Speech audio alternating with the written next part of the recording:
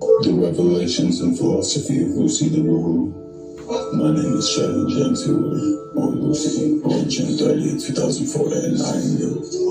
Let me explain. My story. Background. I was 15 years old when I had this experience. Just 1 week before my 16th birthday, June 23rd, 2020. I started getting involved with psychedelics when I was 14. LSD and sweet sauce from my first 11 church, shrooms and sheets later. My friend and LB and I were alone at the quote-unquote shop. It was really just a house full of low lights and sold drugs together. He got a message from my dealer that they wanted to share some acid and sweet so that I split this whole experience without a low dosage, and it was enough to make me leave the gang I got jumped into and start focusing on growth. I literally just saw me and my friends as more than just humans, almost like super hustlers of a crazy reality. I no longer was a boy smoking ciggies at 6 a.m. on the porch. I was something more, pure energy and vulnerability, pure experience and opportunity. LB became a huge part of my life, so I convinced my mom to let him stay at our house and get him out of the quote-unquote trap.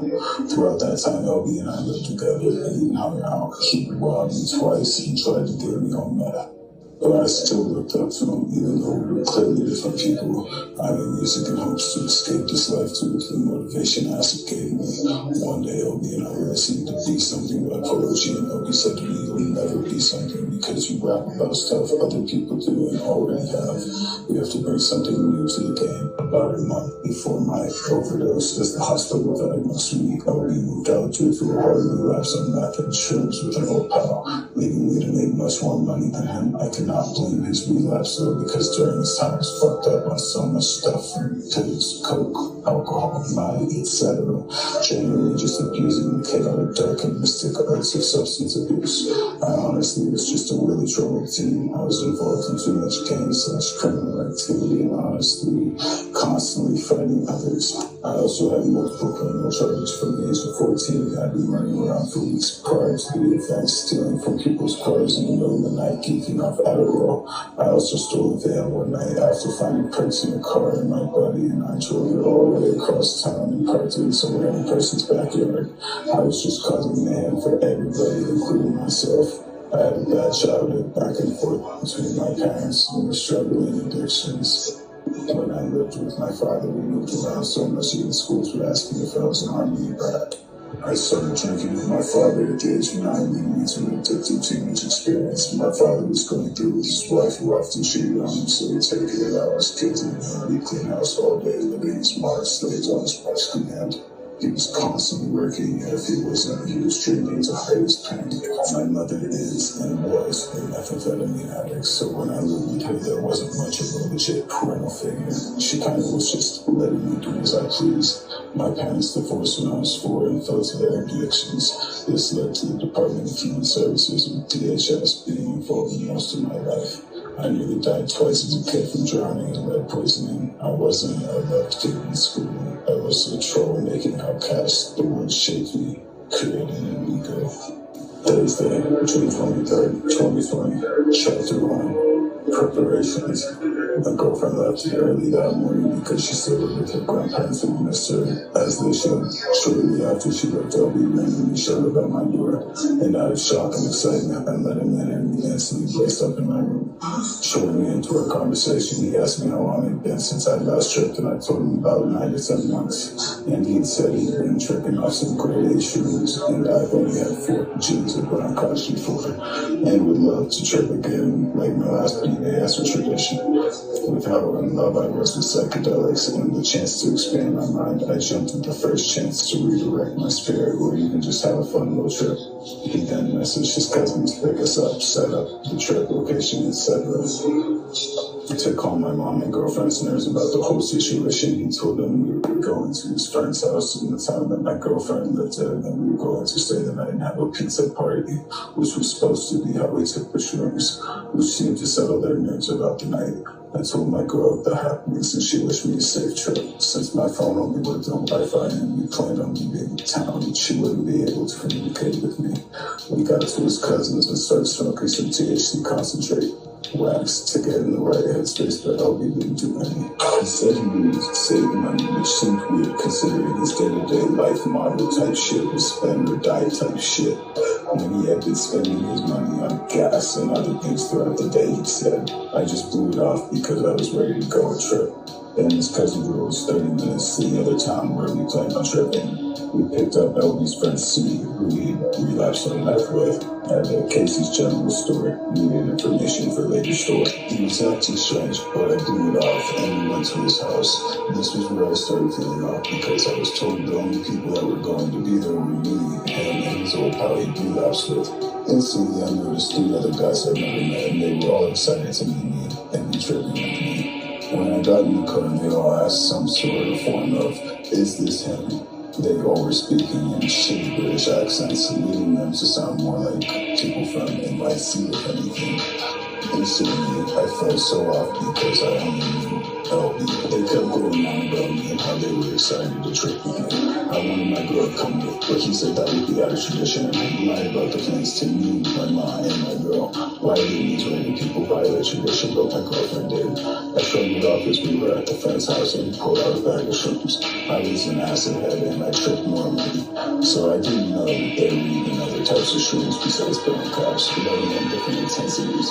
Instead of the normal sugar like brown cap, there was a thick, lump, and slightly dry gold cap, and the gold I thought someone painted the caps with metallic gold paint. The skin itself was also thick, like it hadn't been fully dried or something, and it had this corpse-like tone to it, and it bruised blue at the slightest pinch. So nothing like the average brown caps you would find here in small-town Iowa. LB said not to worry, that he had been doing them all week, and they were just a little stronger than the usual kind.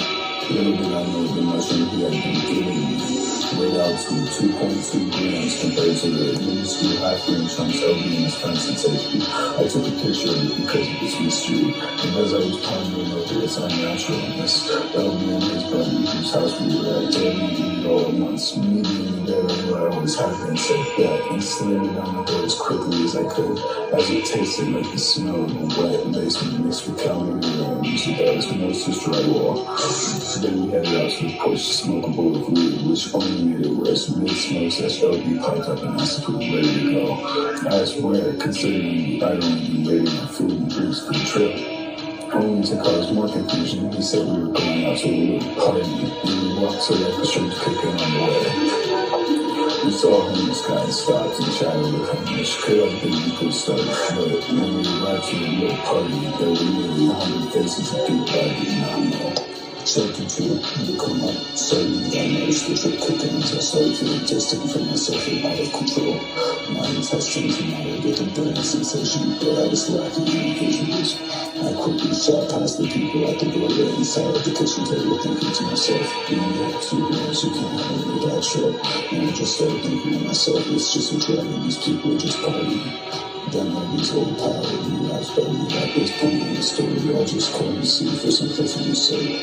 He noticed me and asked if I wanted that dab, concentrated THC hit that I was promised. I nodded as he grabbed me over the and saluted me. When I got 3 people into the room, there were really more people, so she grabbed me and pulled me behind the lazy boy around the corner to wait for my dad.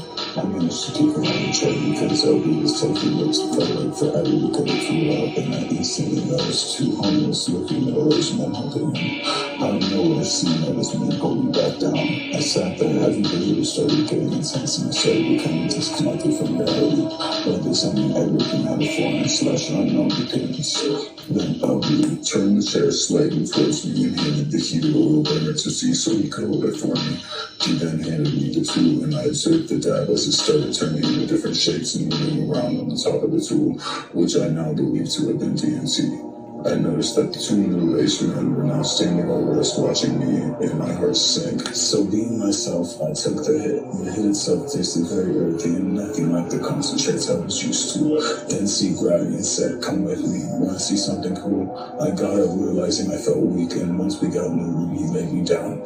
The room itself was the spinning world of colors and lights as the person had LED lights, tapestries, and even a colorful disco ball spinning in the corner of the room. He got in a chair in the corner corner of the room and pointed out all the lights and tapestries. Meanwhile, I was holding on to the blankets with my internal voice screaming to me, why can't you just be happy with reality as is? Why alter it? This is what I deserve. I fucked up. I've been fucking up. This continued as I felt more and more disconnected and the visuals increased. This all was very intense and overwhelming. In all caps, overwhelming. Colors and distortions were covering the room, so I shut my eyes and tried sleeping it off. This worked in a bad trip before, so why not? For a brief moment, it was dark, and then suddenly, as if I was crashing into it, everything I could see was colorful. Chapter 3, First Contact. These huge extraterrestrial tendrils were moving with me and way beyond me. I was in the center of 3 arm-like tendrils that were spiraling up as if they were reaching for an unseen infinity. And the infinite place or world I was in was made up of weird non-oriental shapes morphing into each other and duplicating, some doing things I'd never imagined in colors I'd never seen before. A lot of things were moving as if they were rotating tesseracts. Nothing was following the laws of physics. Everything was alien. I suddenly felt shattered, scared, and intimidated by this entity made of tendrils.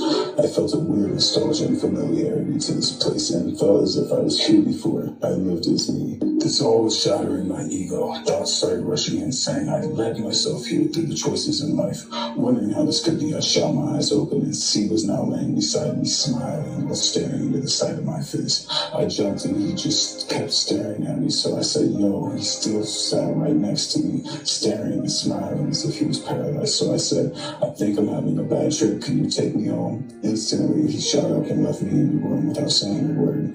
After what felt like an eternity later, fading in and out of a reality in this tendril entity's colorful realm, an older woman walked in with everyone else gathered behind her.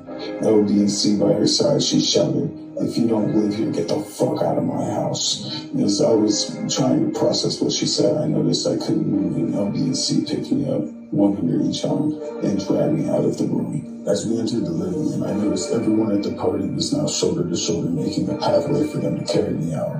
Me and my people now questioned if that was so. I couldn't describe the house or any memorable pictures to cops if I were to get away. They took me outside where everyone was still forming a path up to the van they put me in. At this point, I couldn't speak English, let alone describe the objects around me.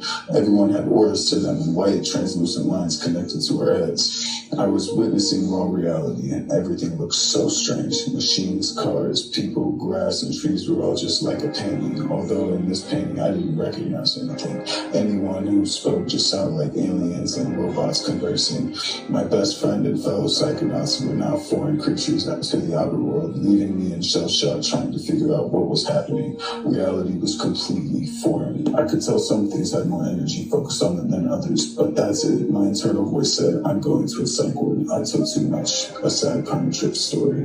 While I'm panicking, I noticed everything around me. LB, C, and his friends were all just having a good time, but I couldn't understand them. I noticed each of them had different colors emitting off of that. LB's caused fear. It was a deep red with a yellow trying to beam through. In my mind, this made him hostile and confused, but I still looked towards him, hoping he had been taking care of me. After a while, the one guy at this point, not tripping on something hard, got in the driver's seat and started to drive.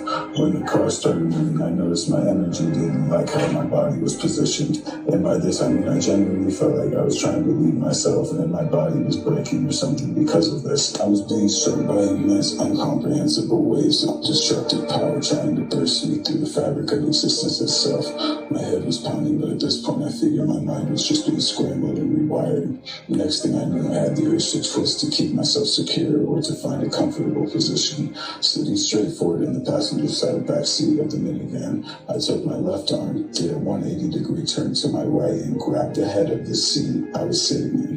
Then with my right arm, I reached back and grabbed the oh shit handle.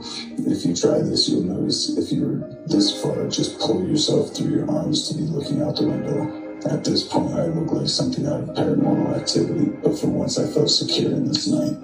This wouldn't last long though. Before I knew it, we were going down the main Dragon's Town with no cars in sight due to it being 1 in the morning in an 8,000 people large town. But I noticed UV blue lights up ahead on one of the side roads on the passenger side, and when I focused on it and noticed it was a black police SUV, it started turning so it would then be leading us. Just when I noticed this, just another one from across the street did the same. So they were now driving side by side in front of us. The next thing I knew, blue UV lights were everywhere. I sat down normally to look behind us and noticed they'd done the same behind us and the block ahead of the guys in front of us, and the same with behind us.